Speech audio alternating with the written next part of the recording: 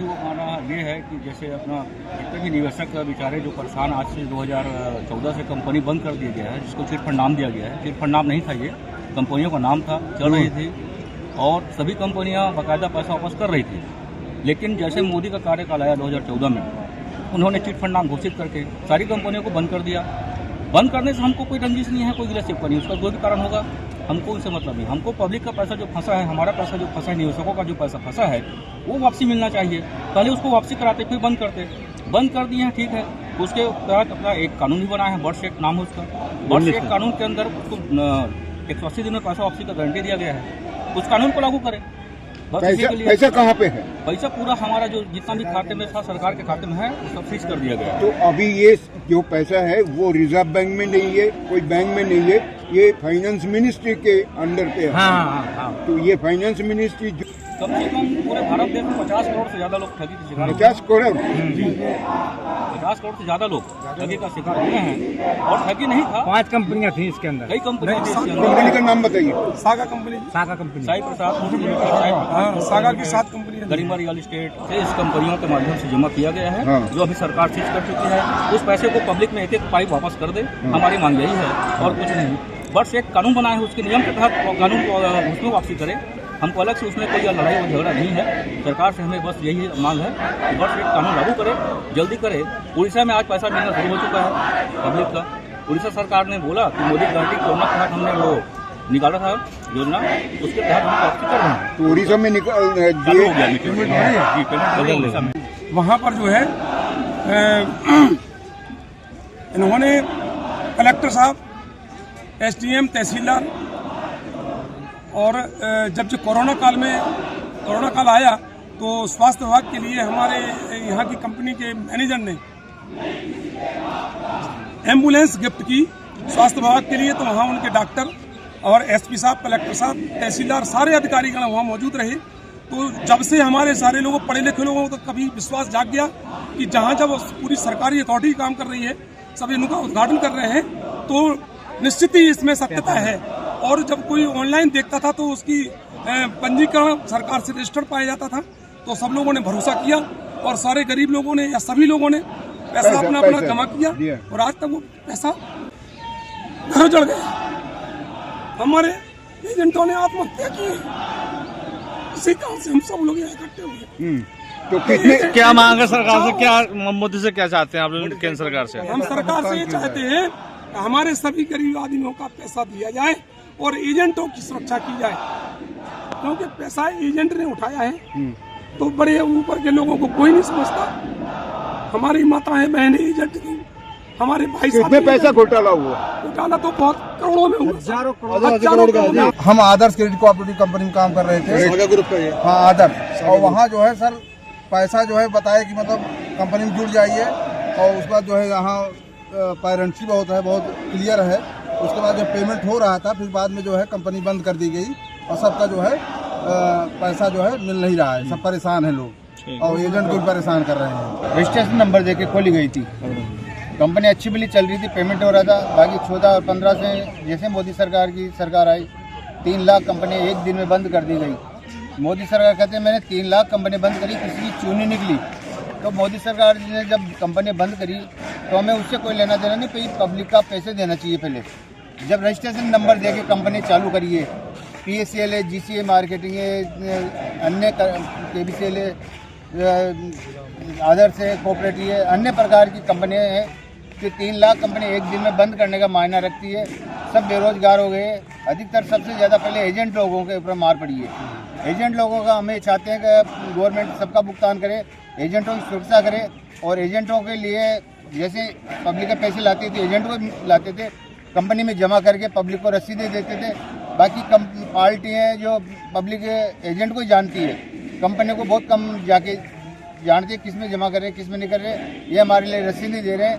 Register जो भी रसीदें देते हैं उसमें रजिस्टर इल्जाम में JC काट चुका हूँ। बाकी अभी तक केस चल रहा है 8 साल से। पब्लिक कहती है 10 करोड़ खा गए। मैं तो खुद एजेंट था, किसी से बोला था थानेदार से, मैंने 100 रुपये का इल्जाम बताओ मेरे ऊपर। किसी से 100 रुपये खाया हो तो उसके लिए रसीद नहीं दी होगी, उस पैसे को हम खाए हैं। बाकी पर्चे के लिए रसीद दी है। सभी एजेंट है, मैं भी खुद भी एजेंट हूँ कंपनी में। और जो भी एजेंट वर्कर है वो तो किसी से जालसाजी करके किसी ने मेरे ऊपर इल्ज़ाम लगाया, तो उस हिसाब से पब्लिक के थानेदार के लिए गरीबों का पैसा वापस होना चाहिए, क्योंकि गवर्नमेंट ने ही कानून बनाया, लाइसेंस दिया, लाइसेंस देकर जमा कराया लोगों से पैसा। आज सारी कंपनियों को बंद करा करके और भुगतान नहीं दे रही है। कितनी कंपनियां भाग गई? अरे 3 लाख कंपनियों को एक साथ गवर्नमेंट ने बंद कर दिया, मोदी सरकार ने। अब 3 लाख कंपनियों के दर दर भटक रहे हैं लोग। कानून बना दिया, उसको लागू करके नहीं कर रहे हैं। तो आप लोग के भी पैसे चले गए, फंस गए उसमें? पैसे आपके भी फंस गए उसमें? जी, हमारा भी 50 लाख रुपए फंसा हुआ है। कहाँ से हैं? हम प्रयागराज जी ग्वालियर मध्य प्रदेश से आया हूँ। और मेरी HBN नाम की एक कंपनी थी जिसमें वहाँ के लोगों का करोड़ों रुपया उनने ठग लिया है, उनकी संपत्ति भी इनने हड़प कर ली है। लेकिन मालिक ने संपत्ति इनको दे दी है, इनने कुछ संपत्ति बेच भी दी है। लेकिन बेच के जो पैसा आया है, ये पैसा क्यों नहीं बांट रहे, इसमें मेरे को समझ में नहीं आ रही। ऐसे ही सारा कंपनी ने पैसा दे दिया, करोड़ों रुपया, 15 साल हो गए उसको रखे हुए हैं। और भी कंपनियों ने बेच के उनको पैसा दे दिया, और वो खरबों रुपये ये रखे हैं, लेकिन पब्लिक को नहीं बांट रहे। ये मेरी बात समझ में नहीं आ रही। पब्लिक को पैसा दें, अगर दे रहे हैं तो 1-1, 2-2 हज़ार दे रहे हैं, इससे देने से क्या होगा? अगर उनको पूरा पैसा दो, और ये जो 1-2 हज़ार रुपये भी बांट रहे हैं, ये पैसा सिर्फ अपने जेब से नहीं बांट रहे, जो गरीबों का पैसा इकट्ठा कंपनियां कर रहे हैं उसका इंटरेस्ट ही ये बांट रहे हैं। जो मान लो उसी पैसे से ये सरकार चला रहे हैं। मेरा यही गुहार है आपके माध्यम से, पब्लिक का पैसा है, जो उनकी मेहनत का पैसा है, जो पैसा वापस करने की कृपा करें, यही हमसे विनती है उस सरकार के माध्यम से कर रहे हैं। तो प्रत्येक जिले के DM को, या ऐसे समझो राज्यों की राजधानियों को, या मुख्यमंत्रियों को, या प्रधानमंत्री को, सब जगह हमारे लाखों नहीं तो कम से कम हजारों तो पहुंच गए। तो ज्ञापन तो हमने दिया। आज का ज्ञापन जो है वो माननीय राष्ट्रपति महोदया का है। हम ये चाहते हैं कि जब देश में कानून बन गया है तो उसे कागज से निकालकर धरातल पर कब लाओगे? और जब तक आप धरातल पर नहीं लाओगे, 5 लाख व्यक्तियों ने हमारे सुसाइड कर लिया है, और 5 लाख मर जाएंगे। लेकिन अब हम मरना नहीं चाहते हैं। आपको मैं बता दूं कि जैसे हमारे देश के आड़ोसी पड़ोसी जो देश हैं, जहां जब किसी भूख की इंतहा हो गई थी तब ये आम जनता क्रांति करती है, और हमारी भूख की इंतहा हो गई है क्योंकि मोदी सरकार ने एक जुमला दे रखा है। जैसे आपने, आपके चैनल को बताऊं, 15 लाख का जुमला था। वो कह रहे थे कि मैं काला धन लाऊंगा। अरे भैया, काला धन मत लाए, हमारा जो सफेद धन तेरे लाइसेंस है या तेरी राज्य सरकारों के लाइसेंस है, जो तुमने डुबो दिया है। तुम कहते हो मैंने 3 लाख कंपनियों को बंद कर दिया है। तो मैं तो सीधा सरकार से कह रहा हूँ, माननीय सुप्रीम कोर्ट से भी हमारी गुहार है, माननीय राष्ट्रपति महोदया से गुहार है कि केंद्र सरकार को, राज्य सरकार को, यदि वो वर्ड्स एक्ट कानून को धरातल पर इम्प्लीमेंट नहीं करती है तो सीधा हम इनका इस्तीफा मांगना चाहते हैं। ये सीधा इस्तीफा दो। हमारा तो नारा भी यही है, या तो भुगतान करो या सत्ता छोड़ो। जो भी सत्ता में आएगा वो भुगतान करेगा। भारत के कई राज्यों से लोग आए हैं आप लोग? यहाँ पर लगभग 20 राज्यों का प्रतिनिधित्व है, और 20 राज्यों के लगभग 200 जिलों का प्रतिनिधित्व है। और आपको अगर संख्या देखनी है तो एक सबसे बड़ी संख्या हमारे यही यूपी में फतेहपुर में है। वहाँ विक्टिमों की संख्या जिला कार्यालय पर लगभग 13 लाख है। तो एक जिले से आप हमारे सारे जिलों को देखिए भारत में क्या हो रहा है। ना राजस्थान की डबल पर्ची की सरकार सुनना चाहती है, कहता है ना डबल इंजन की सरकार। हमारे लिए कुछ नहीं है। हमारा एक ही उद्देश्य है, वर्ड्स एक्ट कानून को धरातल पर लागू करे और देश के 50 करोड़ लोगों को जमा धन का 2 से 3 गुना भुगतान दिलवाए। वरना ये सत्यता है, जो नेपाल में हुआ है वो भारत में भी होगा, वो भारत में भी होगा। भुगतान करो या सत्ता छोड़ो, भुगतान करो या सत्ता छोड़ो, भुगतान करो या सत्ता छोड़ो। आदरणीय, मैं आपके चैनल से कहना चाहूंगा कि जब 200 साल के राज्य को हमारा एक नारा था वंदे मातरम, जैसे घर घर गूंजा था, उन्होंने 200 साल की गुलामी से आजाद दिलाई थी। ये जो हमारा नारा है भुगतान करो या सत्ता छोड़ो, ये कल से ही घर घर गूंजेगा। और राज्यों की सरकारें सुन ले, चाहे ये मोदी सरकार सुन ले, एक दिन हम आपको सत्ता से उखाड़ो। जो भी कंपनियां उनका लाइसेंस दिया है, सरकार ही जो है चुप्पी साधे बैठी है और न जाने कितने गरीबों का पैसा सरकार ने मार लिया है। और जो कानून बना, कौन सी company? LUCC credit cooperative society.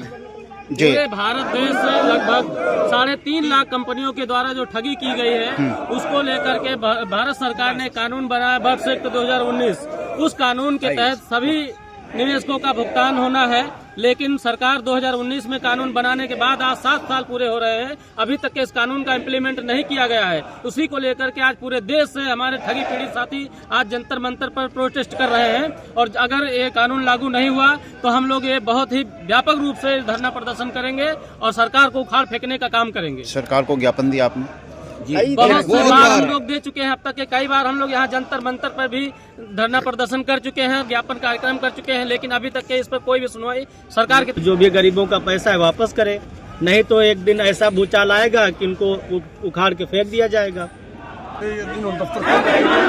लोगों को धोखा देकर ब्याज रेट ऑफ इंटरेस्ट ज्यादा देकर और आखिर में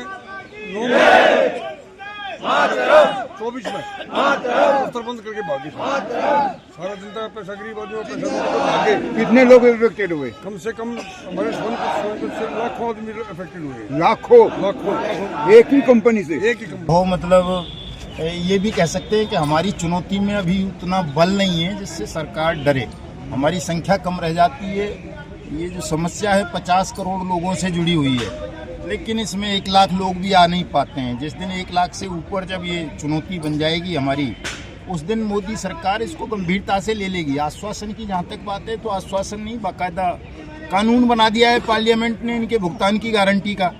तो हमारी लड़ाई भी उस कानून के लिए है कि भी उस कानून को इम्प्लीमेंट कर दो। अगर आपने कानून बनाया है तो नहीं कर सकते हो तो सरकार छोड़ दो, हम खुद कर लेंगे।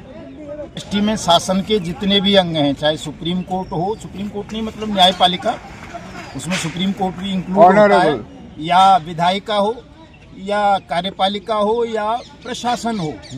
4 ही अंग होते हैं ये शासन के। चारों अंग हमारी दृष्टि में अपनी विश्वसनीयता खो चुके हैं। हम उन पर भरोसा नहीं करते किसी पे भी, न उनसे किसी से देखभाल संरक्षण की अब हमारी मांग है। हमारा अवज्ञा आंदोलन चल रहा है। हम शासन की किसी बात को नहीं सुनेंगे, किसी भी अंग की को। और जब तक शासन हमारा भुगतान नहीं कर देगा तब तक लगातार शासन के प्रत्येक अंग का विरोध करते रहेंगे। और एक दिन इतनी ताकत जुटाएंगे कि हम बिना किसी चुनाव के, बिना किसी संवैधानिक व्यवस्था के इस पूरे बेईमान शासन के तमाम अंगों सहित उखाड़ के फेंक दें, मिट्टी में मिला दें और एक नई शासन व्यवस्था हिंदुस्तान को दें जो वास्तव में लोकराज हो, लोकतंत्र हो, जनता की ताकत हो, जिसमें नागरिक सर्वोच्च हो। और ये सब जो शासन की कुर्सियों पर बैठे हुए लोग हैं, ये सब अपने आप को नौकर की हैसियत में ले आए। मैं जनता शासन, जनता सरकार की बात कर रहा हूँ। मैं पॉलिटिकल किसी को तो एक मुखिया बनाना पड़ेगा। मैंने कहा मैं किसी संवैधानिक व्यवस्था को नहीं मानूंगा, किसी कानून को नहीं मानूंगा। मैंने ये कहा कि लोकतंत्र में नागरिक सर्वोच्च होता है, और यदि नागरिक की सर्वोच्चता न संविधान तय कर पा रहा है, न न्यायालय तय कर पा रहा है, न विधायिका तय कर पा रही है, न सरकार, तो इन सबको उखाड़ के फेंकेंगे। हम नई व्यवस्था देंगे जिसमें नागरिक सर्वोच्च बनाया है। वित्त मंत्रालय के प्रस्ताव पे ही बनाया है, तो हमारे लिए वित्त मंत्रालय भी ठग मंत्रालय है, पीएमओ भी ठग मंत्रालय है, सुप्रीम कोर्ट भी ठगी का एक अड्डा है। हमारे लिए इनका कोई महत्व नहीं है। आज से 7 साल हो गए कानून को बने हुए। उस कानून का पहला शब्द बी बट्स, उस तक को न बोलने की हिम्मत न राष्ट्रपति में है, न प्रधानमंत्री में, न चीफ जस्टिस ऑफ इंडिया में, न किसी डीएम में, न एसपी में। तो हमारे लिए ये सब अपराधी हो गए। हम इन सबको अपराधी घोषित कर रहे हैं और ऐसे अपराधियों से भारत को मुक्ति दिलाएंगे। 1 साल का समय हमने आज दे दिया है। 1 साल के अंदर अंदर हम इतनी ताकत जुटा लेंगे, राष्ट्र को जागरूक कर लेंगे, पूरे राष्ट्र को एकजुट कर लेंगे कि इनको बिना किसी तीर के, तमंचा के, गोली के, मतदान के, बिना किसी बम के हम उखाड़ कर फेंक सकें, मिट्टी में मिला सकें और हिंदुस्तान को इन बेईमानों के, ठगों के खूनी पंजों से आज़ादी दिला सकें।